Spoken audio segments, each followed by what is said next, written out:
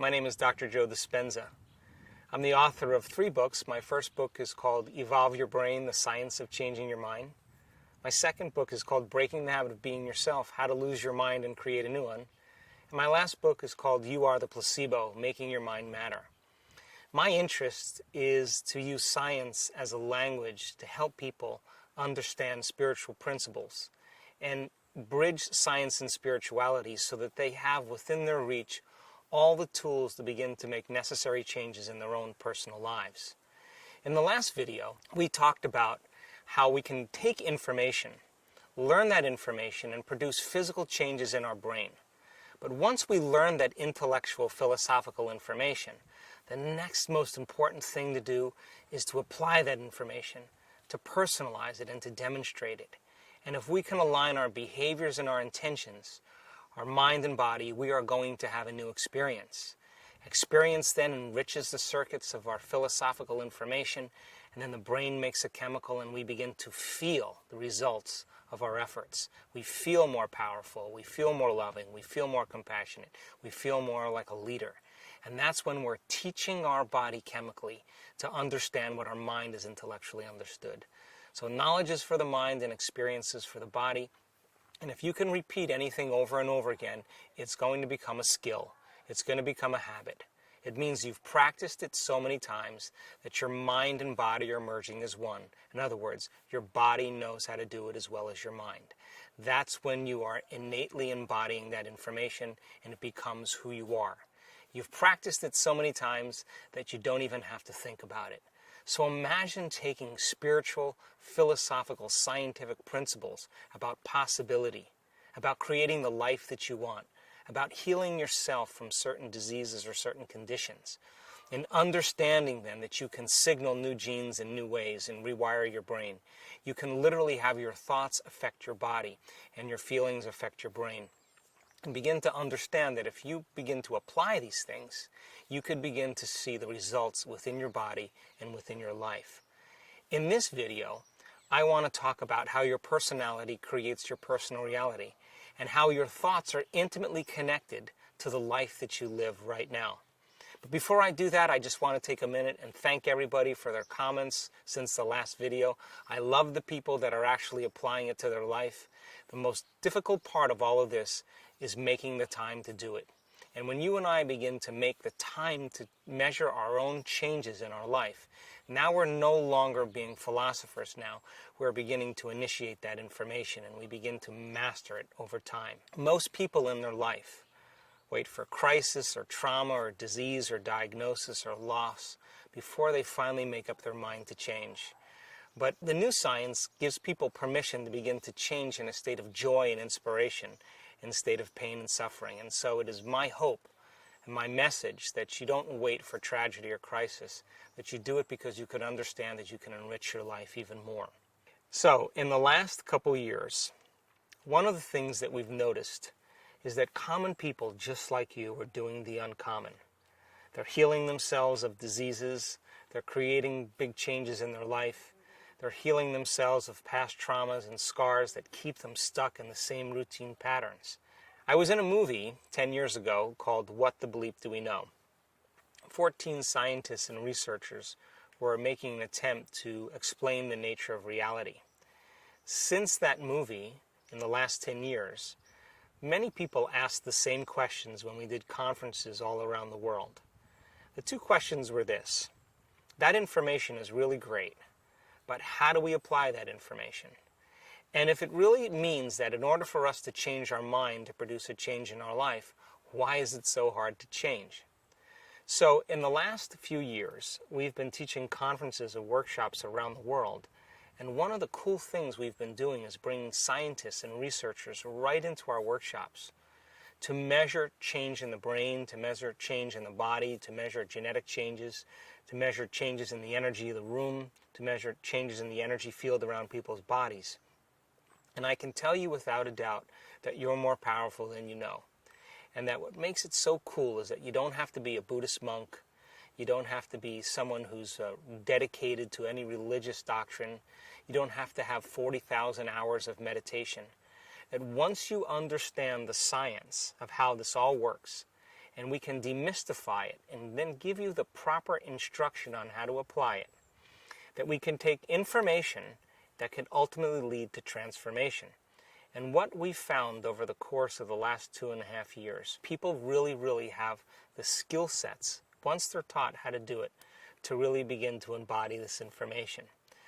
So I want to talk to you a little bit about a concept about your thoughts creating your life. If you believe that your thoughts have something to do with your destiny, that your thoughts create your life, let's examine the thoughts that you think. Now you think 60 to 70,000 thoughts in one day. Out of those 60 to 70,000 thoughts that you think in one day, 90% of those thoughts are the same thoughts as the day before. So the same thoughts will always lead to the same choices. The same choices will always lead to the same behaviors. The same behaviors will always create the same experiences, and the same experiences always produce the same emotions. And those same emotions then drive our very same thoughts. And our biology, our neurocircuitry, our neurochemistry, our neurohormones, and even our genetic expression stays exactly equal to how you think, how you act, and how you feel. Now, how you think, how you act, and how you feel is called your personality. And your personality creates your personal reality. That's it. So then if you believe just the slightest bit in this idea that your personality creates your personal reality, and you wanted to change your personal reality, that means you'd have to begin to change your personality by thinking about what you've been thinking about and change it. To begin to become conscious of your unconscious habits and behaviors and modify them. And then look at the emotions that keep you connected to past experiences and decide if those emotions belong in your future. You see, most people try to create a new personal reality as the same personality, and it doesn't work. We literally have to become someone else. So reason this with me. A habit is a redundant set of automatic, unconscious thoughts, behaviors, and emotions that's acquired through frequent repetition. A habit is when you've done something so many times that your body knows how to do it as well as your mind. So if you're thinking the same thoughts 90% of the time as the day before, you're demonstrating the same behaviors 90% of the time, and you're embracing the same emotions as the day before 90% of the time, over time you begin to fire the same circuits in your brain in the same sequences, in the same patterns, in the same combinations. Now there's a principle in neuroscience that says that nerve cells that fire together wire together. So as you think the same thoughts that lead to the same choices, that of course produce the same behaviors that lead to the same experiences, that ultimately produce the same emotions, that in time you begin to hardwire your brain into the same finite pattern. Now that box in your brain, there's no literal box in your brain, but that finite signature ultimately becomes your identity. So then most people, by the time they're 35 years old, become a set of memorized behaviors, emotional reactions, unconscious attitudes, beliefs, and perceptions that function like a subconscious computer program. 95% of who you are by the time you're 35 years old is a memorized state of being in which you've done something so many times that your body now is doing it better than your brain. So you may say, I can't consciously remember a phone number, or I forgot my PIN number. But then you can walk over to the phone and look at the keypad, and all of a sudden your finger will dial the number. And what does that mean? You've practiced it so many times that your body knew how to do it better than your brain. That's where 95% of who we are exists. So here comes the part that's the most important. Every time you learn something new, you add a new stitch to the three-dimensional tapestry of your gray matter. And if you begin to think about what you learned, you're causing your brain to fire in new sequences and new patterns and new combinations. And whenever you make your brain work differently, you're changing your mind, because mind is the brain in action. So we could say then that new thoughts should lead to new choices, and new choices should lead to new behaviors. And new behaviors should create new experiences, and new experiences then should create new emotions, and those new emotions should inspire new thoughts, and that's called evolution. Now here's the difficulty, because the process of change then requires you becoming conscious of your unconscious self. So here's your old self, and here's your new self. And let's just say that over a period of time you've become unconsciously addicted emotionally to suffering. And all of your thoughts are equal to those emotional states, and all of your behaviors are also equal to that emotion. And you think the same thoughts every day, and you demonstrate the same behaviors by complaining and blaming and making excuses for yourself. And those emotions of suffering lead to guilt and feeling bad, and you no longer want to get up and do anything. You become uninspired. And all of a sudden, you become conscious that you are in that state. So now, you decide that in that moment, you're no longer going to think the same way, you're no longer going to act the same way, and you're no longer going to feel the same way. And so the first 2 hours goes by and everything's going really well. But now remember, you've conditioned your body to become the mind of that victim, or that mind of suffering.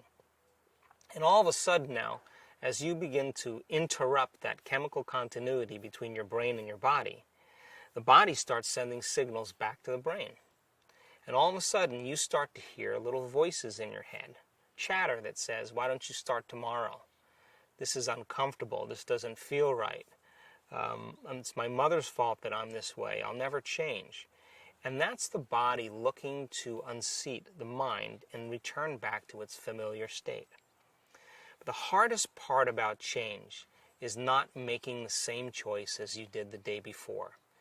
And the moment you decide to no longer think the same way, make the same choice, act the same way, create the same experience, or live by the same emotion, it's going to feel uncomfortable. It's going to feel unfamiliar.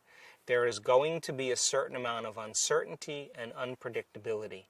And the moment you feel uncomfortable, you just stepped into the river of change. Now, most people, the moment they feel uncomfortable, they return back to the familiar state of the mind and body. They start thinking the same way, acting the same way, feeling the same way, and they say, this feels right. No, in fact, that feels familiar.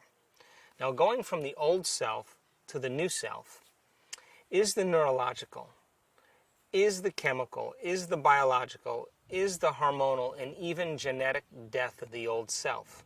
That void, that place of uncertainty, that unknown, is the perfect place to create in. And if you and I can become comfortable in that unknown and begin to decide who we do want to be.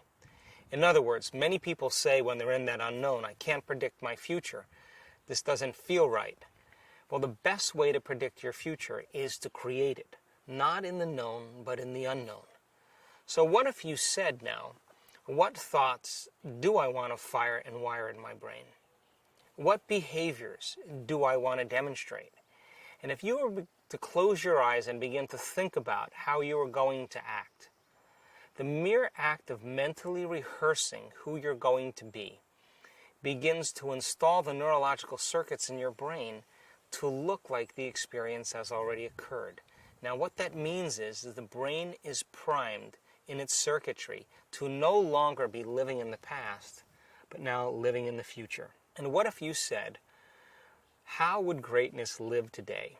What would be the greatest expression of myself?